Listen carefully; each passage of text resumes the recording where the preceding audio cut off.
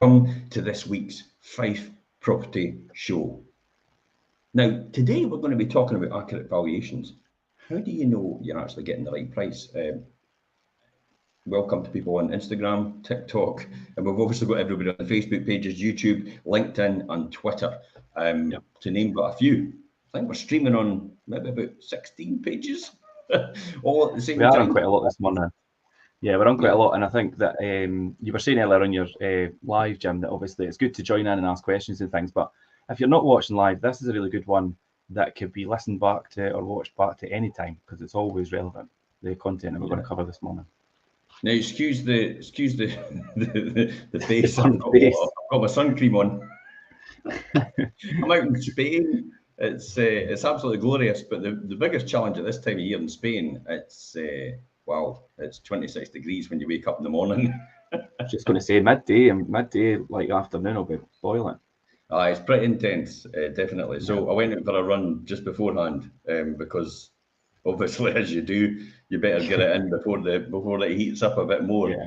We're live from Spain. Ask any questions you want about accurate valuations. Clearly, obviously, good morning, Andrea. Price is everything when selling your home. This is really what counts. Price is the most important thing. It doesn't matter where you live, what you live in, or what condition it's in. If the price is wrong, you're out of pocket or you're stuck where you are. This is key here. Interestingly enough, I'm going to talk about this as well, is one of the things that goes along with price is circumstances. So what I mean by circumstances? Well, the key here about circumstances is what is the entry date the person wants? Does it coincide with what you're wanting? Is there any other particular things that are material to this, are important to the buyer, but maybe the seller doesn't want to accommodate that? For example, something that they've got an emotional attachment to, like a piece of furniture or that, but then all of a sudden the buyer says, well, I could make that deal if you give me this. And this could be their, side cabinet or their dressing table or their dining table. It's been in the family for years and years and years, and all of a sudden they're trying to more or less frustrate the sale by doing that, aren't they? Yeah, I was just going to say it, and the ability for somebody to move, kind of what's their availability to move? Can they move quickly? Is their buyer able to move quickly? And is that chain, if you're in a chain, is that going to run smoothly? That's a big factor in a successful move as well. Yeah, I'm just replying to TikTok. I'm getting gifts. Wow, I'm getting gifts. By the way, any gifts on TikTok, it goes straight to charity when it's converted to money. Yeah. So keep it coming if you want, more than likely, because it'll just go straight to charity anyway. Listen, Richard, accurate valuations are fundamental to the success of a move, aren't they? But they're not an exact science. They're not an exact science for most people. But when it comes down to me, it almost is an exact science. You might even have noticed similar homes selling for widely different prices on the same street. That's quite a key one as well, isn't it? Yeah, and it's a lot. You get that a lot, and people are like, "Oh, well, this one is sold up the street for this, and it's exactly the same property." But is it exactly the same property? It might be the same build, but there might be different factors. I have had St Andrews where I have literally put on the exact same property as another agent next door to me, and theirs took about 8 months to sell and sold for 310,000, and ours took 3 weeks to sell, exactly the same property, exactly the same time, and ours went for 350,000. You done one like that in St Monans, and I think they were right next door to each other. Oh, so I did. One of the agents got 250,000 for theirs, and we got 302,000 for ours. That's ridiculous. That was some big difference. Well, ours was a bit smaller, and and they're exactly the same. It dumbfounds me how that is, but I think it's all down to clever marketing, clever strategy, and negotiation is a real key skill here. I think we've got to discuss as well. So this is all a bit like a recipe. Accurate valuations requires a delicate balance of ingredients for the perfect result. Now, some of the things we're going to talk about is attracting buyers in the first place, getting you the best possible price, passing the surveyor's valuation, meeting your ideal move date, we just touched on that, securing your next dream home, which is quite important as well. Yeah. Securing your next dream home is probably the most important thing ever, because a lot of people always keep saying to me, what if I'm homeless and I've not got somewhere else to go? And I'm like, oh, you need to get out of your head. You're focused far too much on this, about this thing about you might have nowhere to go. It's an impossible task about the fact that you will definitely have somewhere to go. And that's a big hindrance to some people, and it does stop them. Yeah. They're too focused on the fact that somebody will buy their house and they won't have another house to go to. Yeah, hear it all but the time. The key here is you get an agreement, or we get an agreement on your behalf from the buyer, that they will wait until you find your next home. And everybody goes, how on earth can you do that? How is that entirely possible? But it is possible. The longest entry date agreement we've had is 12 months, 1 year. And that was only a couple of years ago we had that. And the person in that instance, so they couldn't pull out because we wanted to make that agreement cast iron. Because what happens if you get an agreement in 1 year, then what happens at the last minute? The person changes their mind at month 11, and then you've had it off the market for 11 months, and all of a sudden they change their mind month 11, you have to put it back on the market, and then you're back to square one. So what do we do to resolve that? We immediately get concluded missive, so they can't back out, and we get a £10,000 non-refundable deposit. That's important. Yeah. Now, in this instance, what happened with this client was everybody agreed to that. They got their house sold. They found their next house in about 6 months later, and the deal was done before then. So it was brought forward by about 6 months. Everybody was happy. So the seller got in earlier. The buyer found their dream home, knowing their budget because they know what they sold their house for. Mm-hmm. And these are all key fundamentals in that situation. Chris has put a question in there, Jim. I don't know if you want to take a minute just to answer that. Chris says, but isn't it the independent surveyor, not the agent, who sets the valuation based on the market? Yeah, great question, Chris. So let me cover that. It's a collaboration between both parties here. Now, the surveyor shouldn't be just, well, let's be honest, I've seen it happen, where an estate agent has actually said, where the surveyor said to the estate agent, because it does happen, what valuation do you want? I'm like, okay, that's not very accurate. Whereas we'll go to the surveyor and we'll say, look, we're thinking it's round about this value, because this is the value, because we're doing exactly what they're doing. We're looking at the comparables. So Chris, you're right. It should be independent, but we're doing exactly what the surveyor's doing. We're looking at comparables, but we have a unique advantage. We know the current market position, because what the surveyor has access to only is historical information. Yeah. Which could have been a house that's been sold, signed 9 months ago, and it's taken 9 months to appear on the register. So therefore that information is out of date and it's not reflective of the current market right now. So this is why it's important to have a collaboration between the surveyor and the estate agent and have that good relationship going forward. Yeah. The estate agent knows exactly, boots on the ground, what's actually happening to the market right now.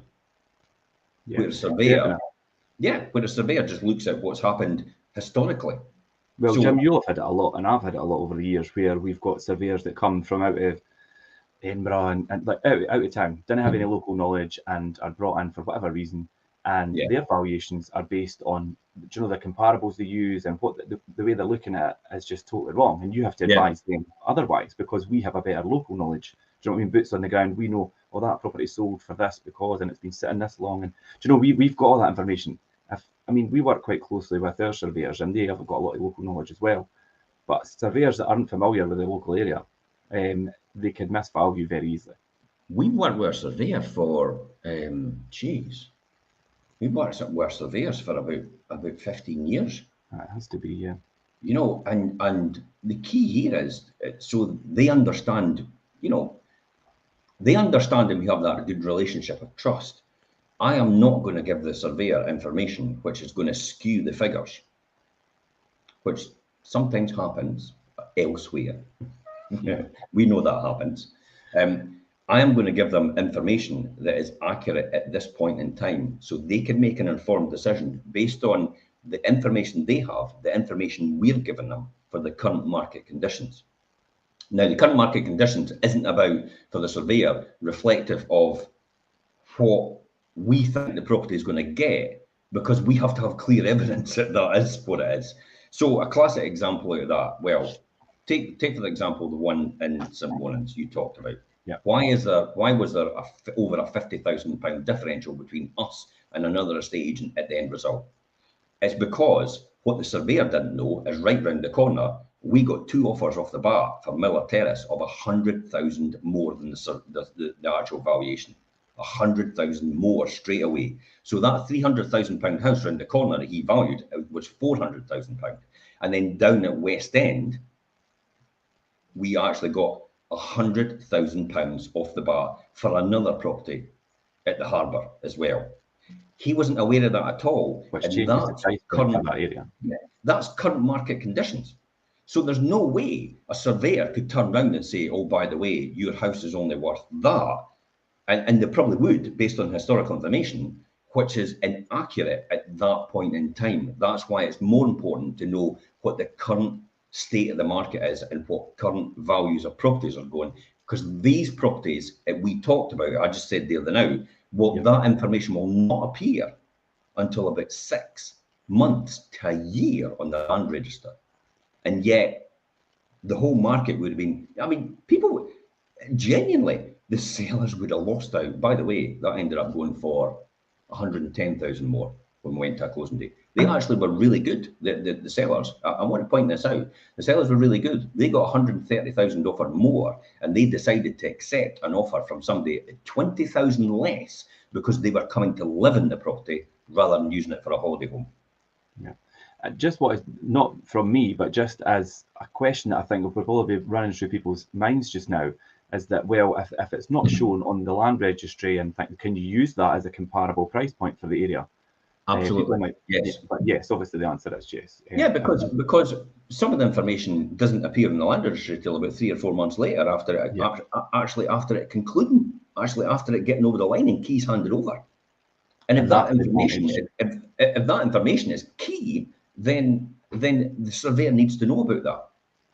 And that's the advantage of having an agent who's in the know, or obviously had previous sales. We just recently like that in the area. Going back, and I picked up on this a wee while ago, one in Kennelly, for example. So I had been out to a lot of years ago, and this is where the penny started to drop, because what we'd realised, why you're so sweaty, it's actually just sun cream. I'm out in Spain, it's 26 degrees and we're sitting at 9:30 in the morning. So I've got my sun cream on now because I'll be going straight to the beach after this. Hence the reason why I've got my kit on. Okay, so the one in Kennelly, for example, highlighted this. Now, there was, it was a straightforward £100,000 property at the time, and it was a 3-bedroom house. But what I'd realised that over the wall where I'd been selling, I put mine on, but the surveyor went, oh, well, that went over the wall for £90,000. And I went, but this is 110. And he said, well, why would you believe it would be 110? Okay. And then I said, you're not aware, but the one across the road actually was a private sale recently. And I went and asked them what it went for, and they showed me the paperwork, and it went for £110,000. And it was exactly the same as this one I was putting on, but it didn't have, they didn't have as big a garden. Right. And when the surveyor saw that, he went, can't I argue with that? That is clear evidence. Because the key here is it's clear evidence the surveyor needs in order to do that. Yeah. So let's roll on this, because there's a lot to talk about now. Our business and reputation depend on selling your home. That's key here. How much we achieve and how soon we get it. So this is what we want to talk about. So let's talk about what you expect when we visit. Yeah, that's what I was going to say. Obviously, what is there to expect when we come out to visit the property? It's amazing that a lot of people haven't sold their house in the last 20, 30 years, and they have no idea what's going on in the current market right now, and they have no idea what to do anymore. Yeah, so it's strange that sometimes you expect people to just be in the know as much as you are. And you speak to people and they have no clue about the market or the housing market. And then other people do keep up with the housing market and keep an eye on things. But the majority of people don't. And that's what we're there for. Yeah, I'll be honest, Richard. For a lot of people, it's terrifying. The very prospect and thought of having to sell your house puts fear into people because they have the impression that they might have to do everything, and they're afraid to ask in case they end up having to do everything. It's that fear that holds people back. So this is why we want to go right back to the basics and talk about what we do. I mean, ultimately, it's just sign the paperwork, give us the keys, let us do our job. What about a solicitor? We organise that. What about a surveyor? We organise that. What about this? What about that? What happens if I get an offer? We will tell you what to do and who to contact and who to speak to in all these processes. So there's a lot to cover when you invite us round to ask about, to advise on price. And a good estate agent will let you do most of the talking to get the full story of your home. This was quite interesting. This was quite interesting recently. Do you know I spent an hour listening to a person talking about their house and taking them around in full detail about exactly what all their house was, from start to finish, front to back, took a whole hour. And I really never said anything at all. Now, what I was a bit surprised about was every time his partner interrupted, he was like, "Can you just leave this to me?" And then actually closing the door on them. It's like, what?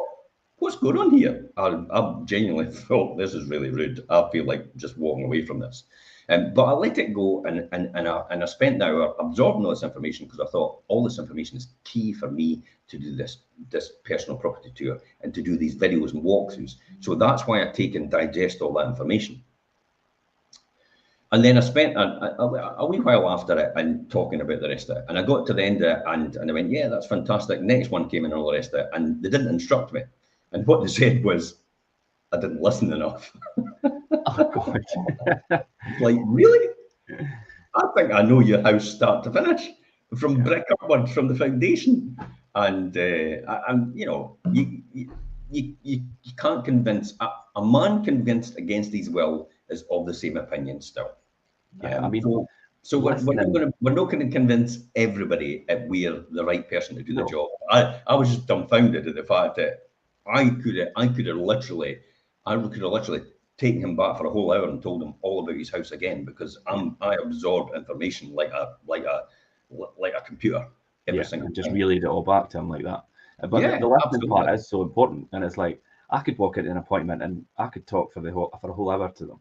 But I need to stop myself because I know that listening to them and what they've got to tell me and you're the same, Jim. Obviously, I know you could go in and speak for as long as you like, but you need to listen to the clients and listen to their journey and what their plans are and also everything about the property. So first things first, get the kettle on. And what do you always do, Jim? Yeah, bring your own tea. You didn't say that. Get the kettle on, and I'm like, that's a bit rude.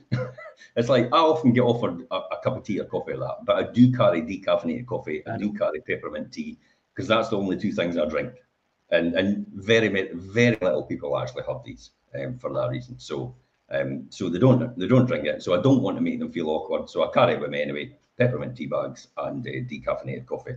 So if you're asking if you're getting me round sometime, you know what to stock up on.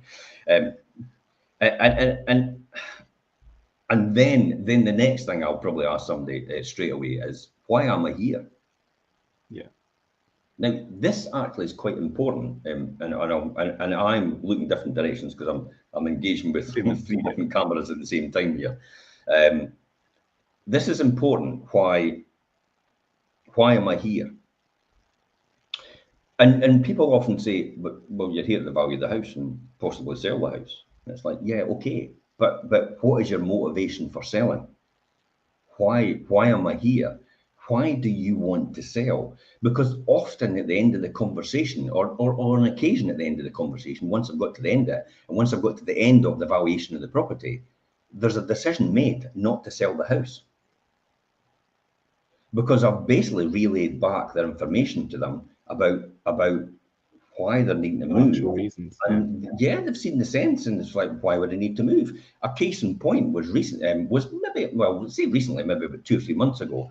I went to see a lady, and she wanted to move because the house wasn't adequate for her husband's needs now, because he was dementia and Alzheimer's, and so that was on track for this to happen. So I need to do it now before And I went, okay, so what seems to be the problem then? Because this is the reason that you're moving. That is the only reason you're moving, because she absolutely loves where she is.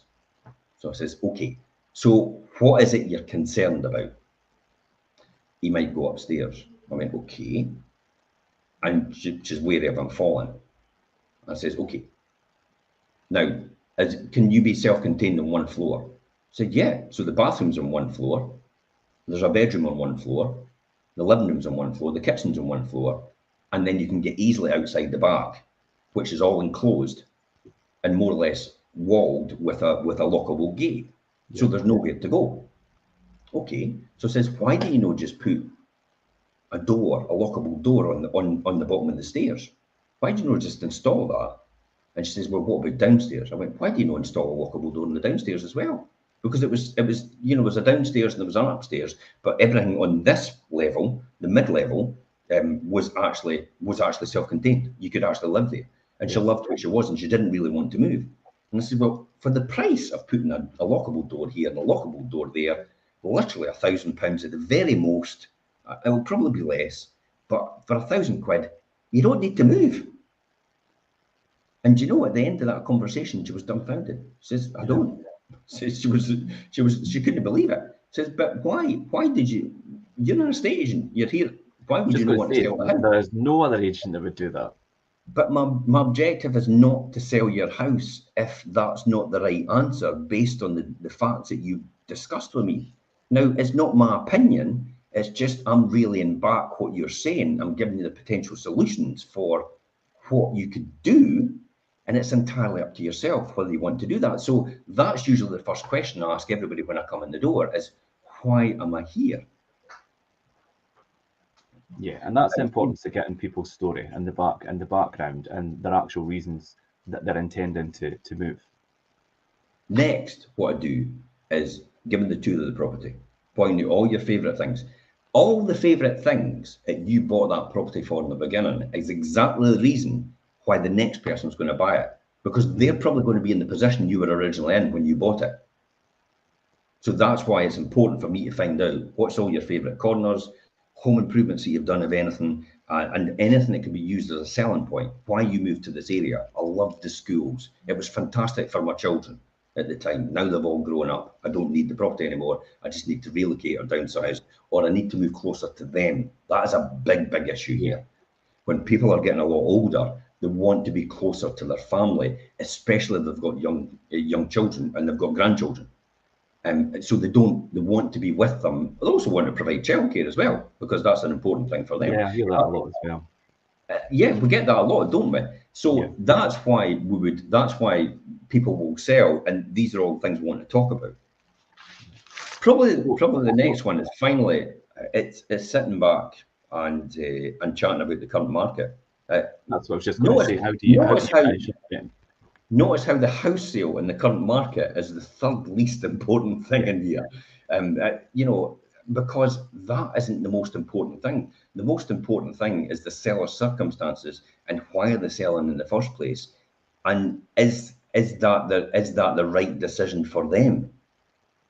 And then we could talk about the house, because a house will effectively, any house will sell itself. The most important thing is what price you're going to get and circumstances surrounding it. And that's why it's important to know the journey that the person wants to take. So we, particularly for me personally, just talking about myself, and you do the same, Richard, anyway, is I can take them from where they are right now to where they want to be. Because in between is where all the pain points and stresses are. And we need to minimize the pain points and stresses as much as possible, because they are there. And some people just inflict that on themselves regardless, even though you don't need to be stressed about anything. Some people just worry.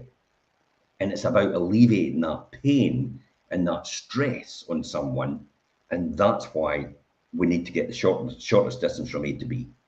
So tell me what you want, and I'll show you how I'll deliver it. How we get there, yeah.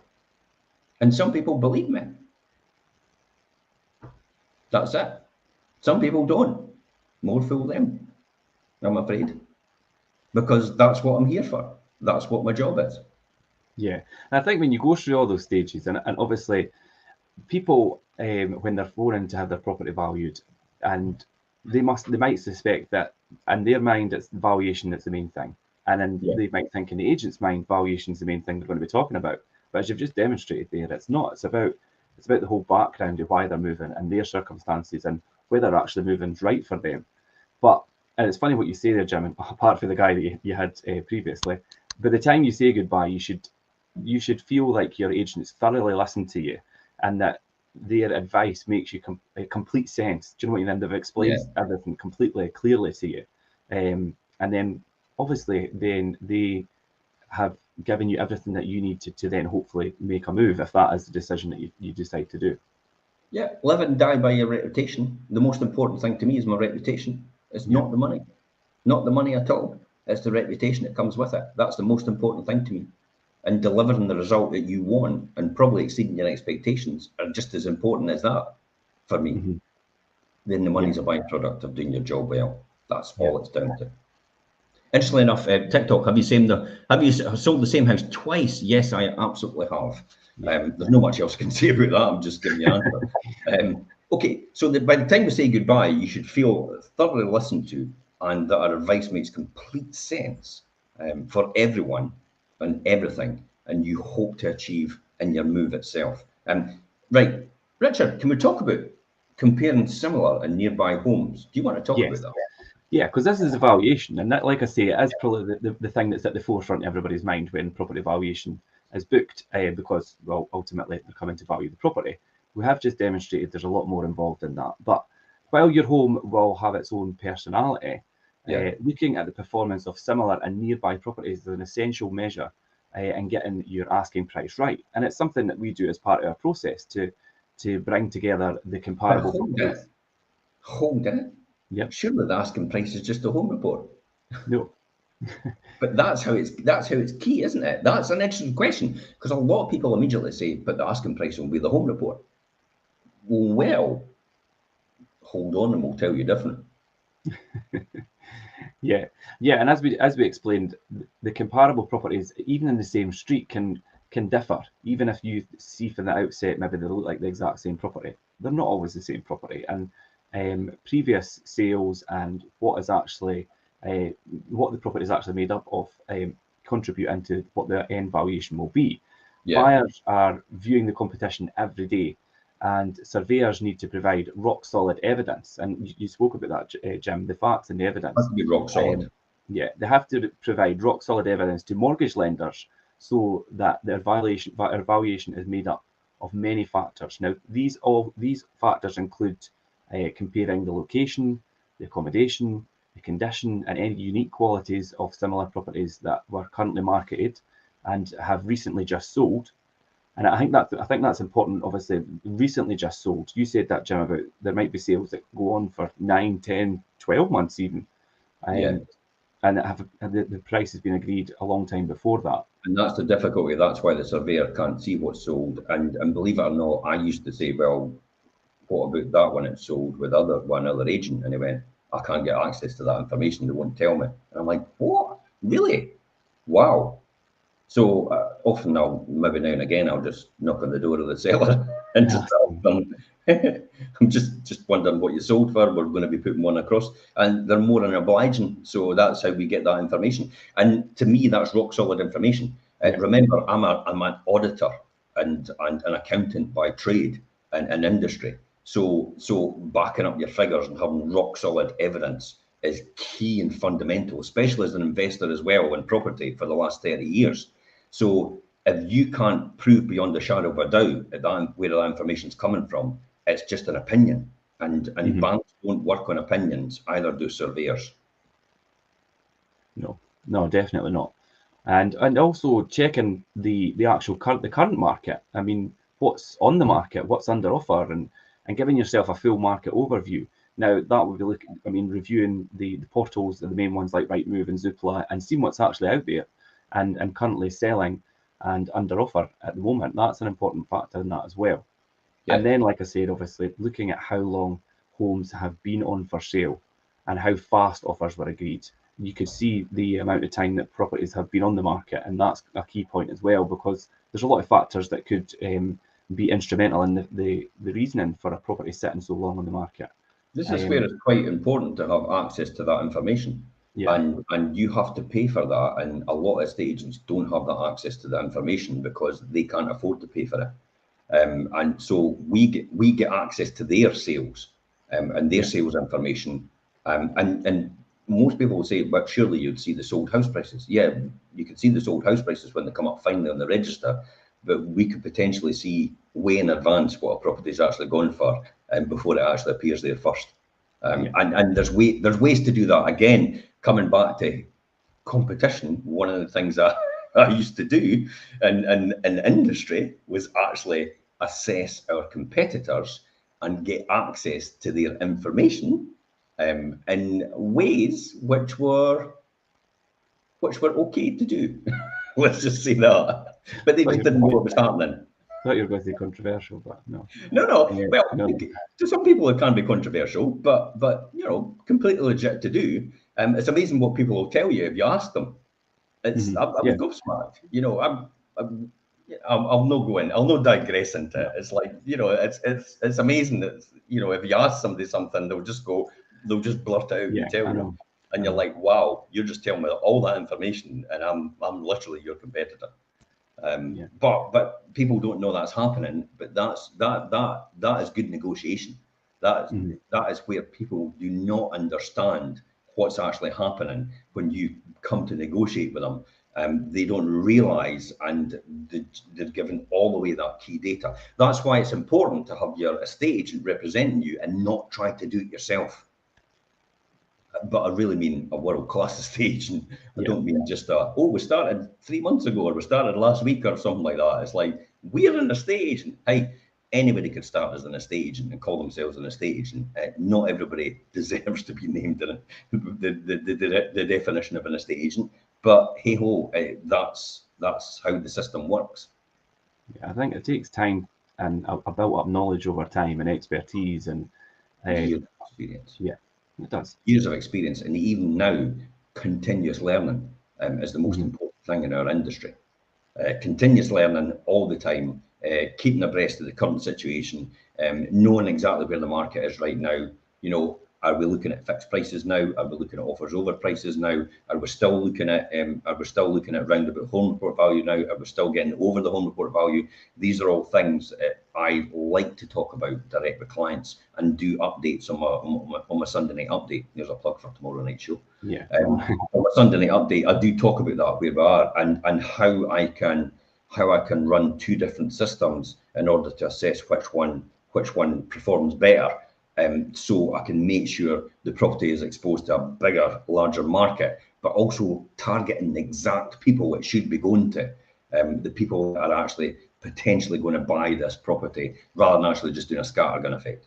But that's clever marketing, clever retargeting strategy, which I'll be honest, probably nobody else would know about. It's how Cambridge Analytica got the influence of the Brexit election, isn't it?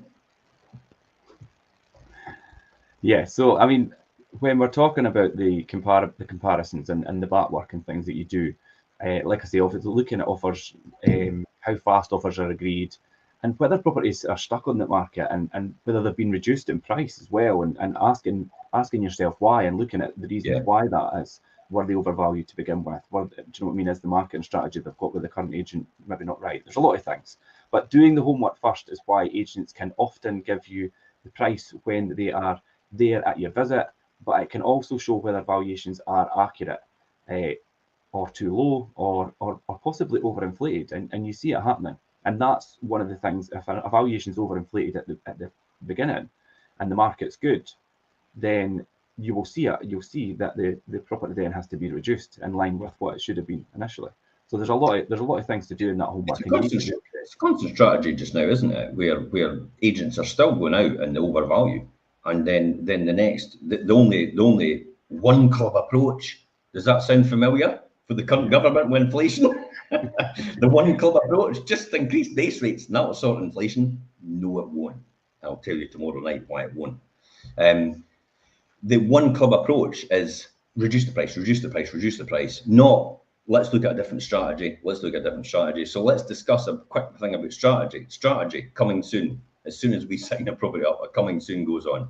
Then the pre-portal happens from there as well. That's the next strategy.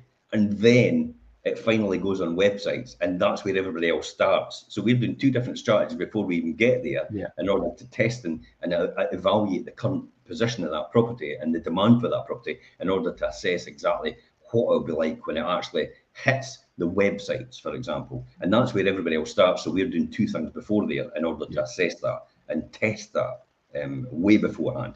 And I don't think a lot of people actually understand. Well, they don't understand that because that's the dynamics behind it. They would be an estate agent if they did, but that's why they get us in to do it.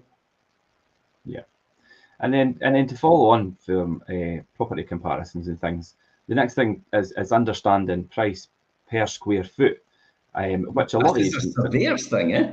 It is a surveyor thing, and a lot of agents in that, and especially new agents, won't really value in this way. It is a surveyor's thing, really.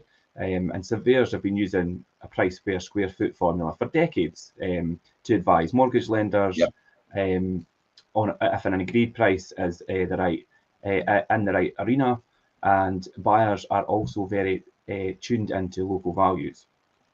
So, however, not every home in Fife has the same price per square foot, and this is an interesting thing to talk about. And what's some of the things we're going to cover in this section, Jim?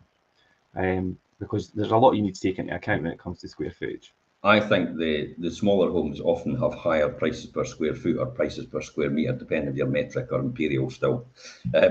Let's discriminate between metric and imperial. We'll just include both. And the areas that concentrated value, like kitchens and bathrooms, take up a larger percentage of the floor space. So it's actually quite difficult. It's a bone of contention I have with a lot of surveyors when they talk about price per square metre, because it's like a nice nuke.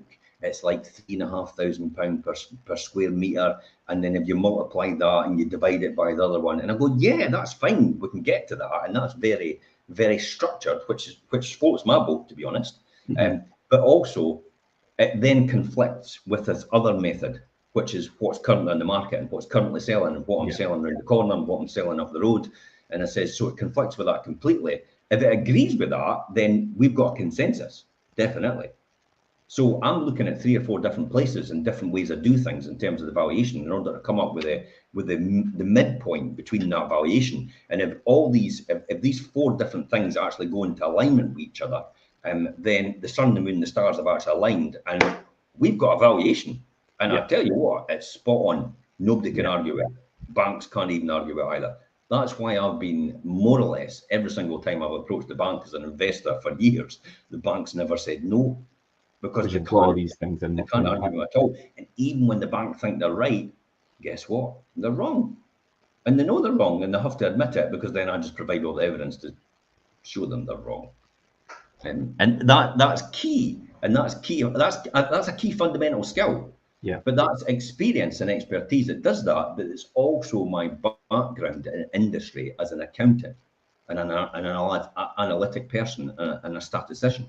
And that wealth of experience comes with me, and that's why I'm able to advise. So it's the added value in the process that you're giving the customer as you're there. I often go to customers, by the time I've finished this conversation, you've got all the value out of me that's basically justified my fee. So when you're paying me, you're more or less getting me for free.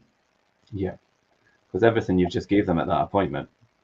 Aye, it's like, it's not me, it says that. I get that all the time. It's like, wow, I never knew I didn't need to do that. I never knew I didn't need to do that. I never knew about this. I never knew about that.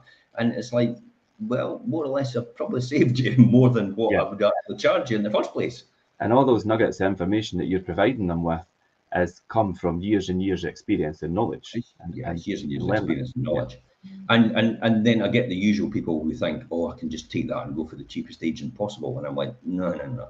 You don't understand what comes next. That's what delivers the result. And it's only me that could actually do that, or our system, because the system's been built on the advice I've just given you. No other system is built like that. Our system is very proprietary. It's all white labeled, so no one knows where it's come from, what it is, and how it's put together. That's the most important thing. So you can't replicate that, ever. No one in the whole of the world could ever replicate what we do because they don't understand where it comes from. Anyway, let's get back to square foot. Yeah. So that's quite interesting. You see, like the square footage on homes, smaller homes have a higher price per square footage. Yeah. So, but then square footage doesn't consider other factors, like obviously, like you talk about the East Nuke. If you've got It's the incredible views, isn't it? Yeah, it's obviously the views, it's the precise locations, the interior design that comes with it. The very fact that because it's match fit, ready to go, someone does not need to put their hand in their pocket to actually spend any more money over and above. So therefore, they can mortgage it up to the hill.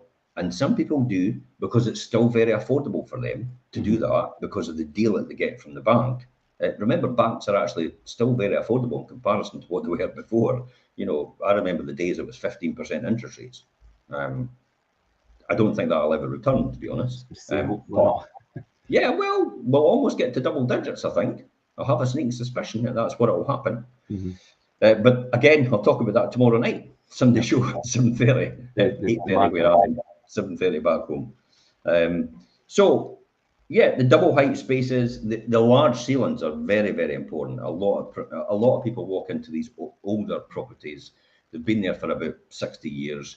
And you walk into the living rooms and it's not just a 4x4, it's like, wow, it's almost a 3.5 meter ceiling. Now, to a lot of people, it blows them away. And then you see the ornate cornice and all the features that come with it. That's what delivers. That's what makes people want it. No one buys a property for the features.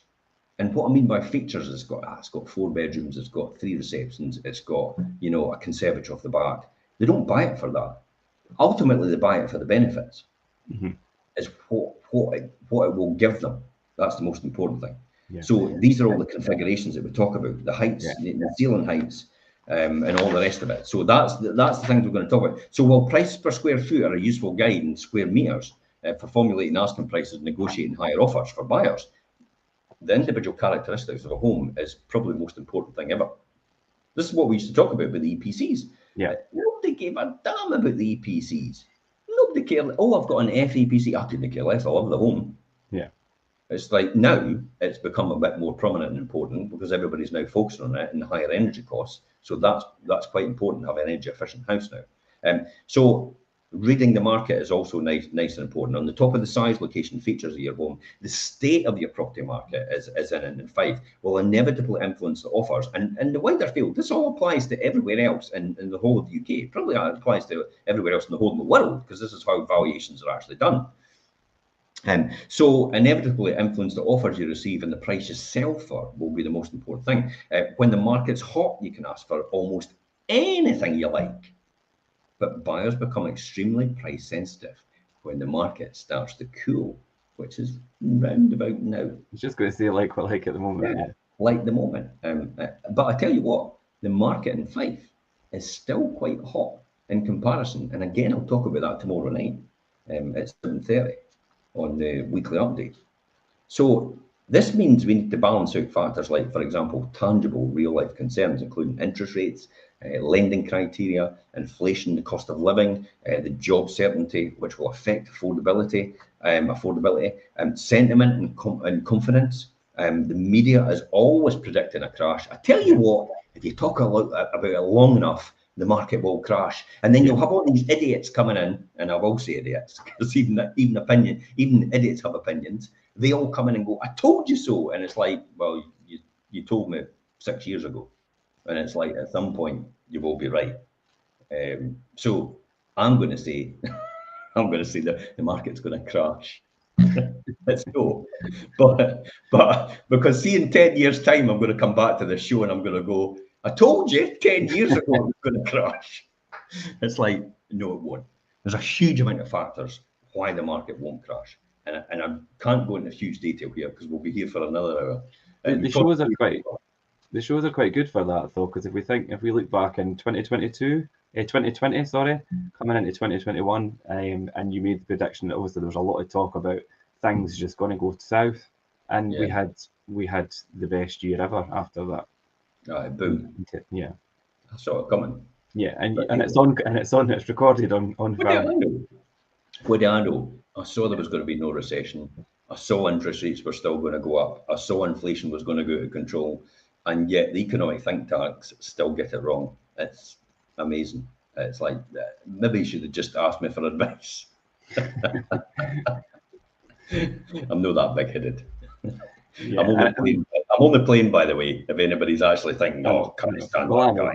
He's so full of himself. It's like, no, I'm only just having a laugh here. I think people that know you all know that. But that comes down to supply and demand, Jim. Yeah. And even in a lull, prices can hold surprisingly firm if there's a shortage in homes. And that's exactly what's happening in Fife. Yes. There's an extreme shortage of properties right now still in comparison to what there was pre-pandemic. Pre-pandemic, it was like 1,200 properties available for sale right across Fife. And I'm going to quickly jump on Zoopla.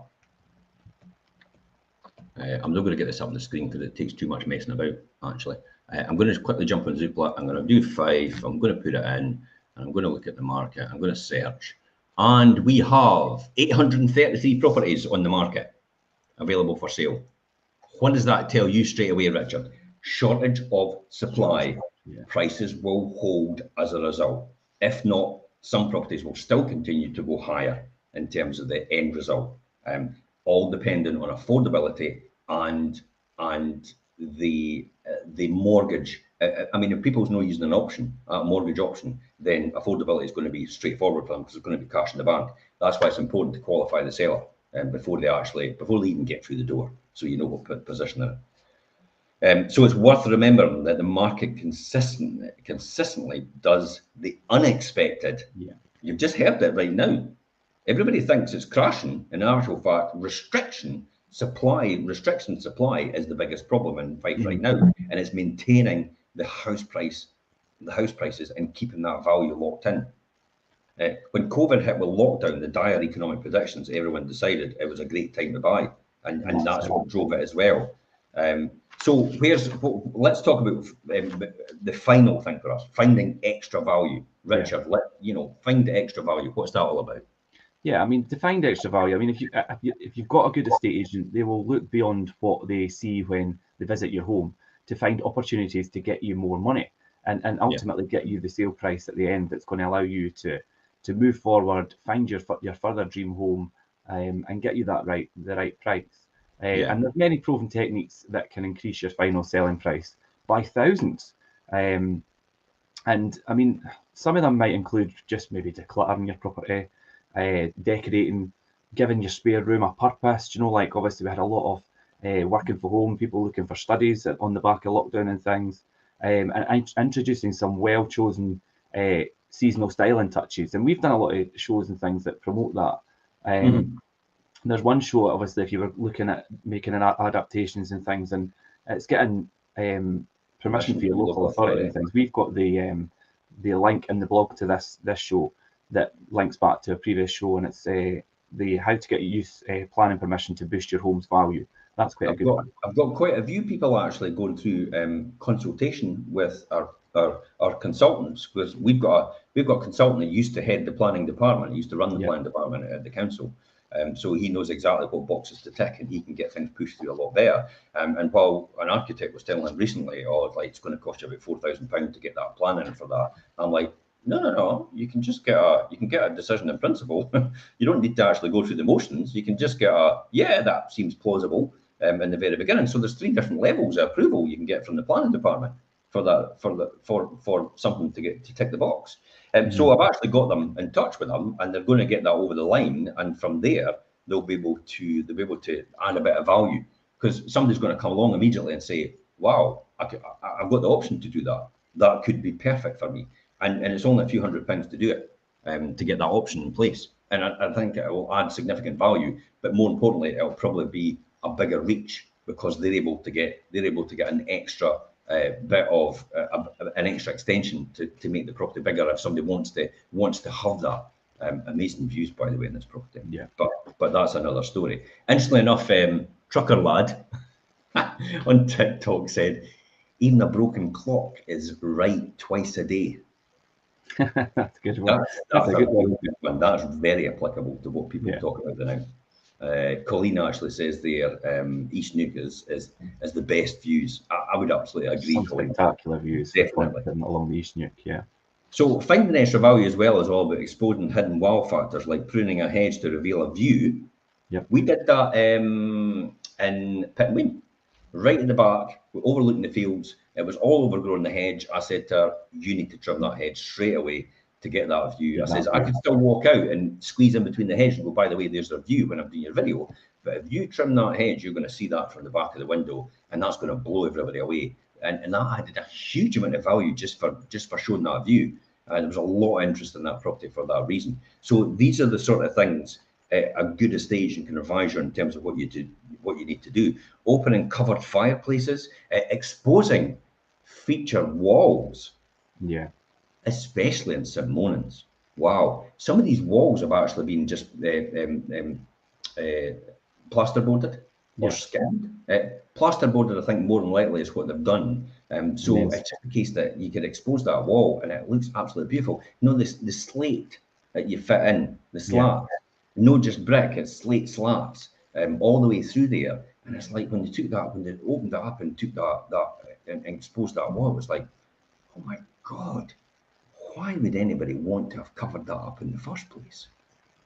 I just I could not believe that. But when we exposed that wall and you saw it, it was absolutely amazing. And the photographs make it absolutely brilliant as well. And that was almost sold within the snap of our fingers, genuinely. As soon as I walked around that and did the video and put it on, you had people jumping in straight away. And I think that's the great thing about doing video walkthrough and actually talking it up and the pre-portal and personal property tour, because people are actually getting a real good insight into. So by the time they actually commit to coming round, they know they're more than halfway there to yeah, you're going to be buying this house or you're going to be making some sort of offer, and we're possibly going to be doing a deal. So it's more quality rather than quantity that we're after. We're after the right people and getting that right person and qualifying them through all these steps. So as not to waste the seller's time.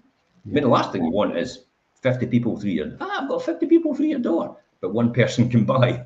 It's like, that's they it. need to be in possession, But one person can buy, and that person doesn't even have the budget to actually buy that property. But it's amazing how many estate agents will actually just let everybody go through the door, just to provide some excitement to their seller. It's like, no, that's not what we're about. We're about adding the value and getting the right price at the end, and the circumstances match to that. So, exposing the hidden wow factors, as I said before, opening covered fireplaces, moving furniture as well for the lines of sight. It's amazing that people will put something right in front of their bay window and it just overpowers it, or they'll put something right at the back of a big huge high chair at the back of the dining table, so you don't actually see it in a photograph. And I think as well, a lot of people, when they've lived with something in a certain position, they just become used to it. And it takes somebody from outside to come in and point it out and say, look, this needs to go here, it would be better here, just to create, like you say, better sight lines and that element of space within a property, because it makes viewing and listing pictures and everything look so much better. I think it spices up the photographs, the descriptions, not to mention the conversions or the conversations that come out of it as well. And video is essential in that capacity. Now, I don't mean video as in a video with music. God, you may as well just have the photographs, because that's all it tells a buyer. It needs to be a proper talk-up. It needs to be a walkthrough. Incidentally, somebody actually said to me the other day, it's like, my house isn't really that great. That's why I'm not really keen on having a video on it. I go, that's fine. I'll just stand outside the front of the property and I'll actually talk about it and talk about what's in the area, and in order to get somebody interested in it, and then they can click on the link and see everything from there if you don't want everything exposed. So the video was still to be done and still able to be done, and then I was able to show 8 places in the area where actually all worked for them. And I tell you what, that had about 3 people jump in straight away. I hadn't even gone in the property, by the way. 3 people jump in straight away, and it sold for an astronomical price. And that's purely because of what you've done to promote what it is and where it is. Of course. As I keep going back all the time, Richard, you've hit the nail on the head by saying that every single time. No one buys your property for the features.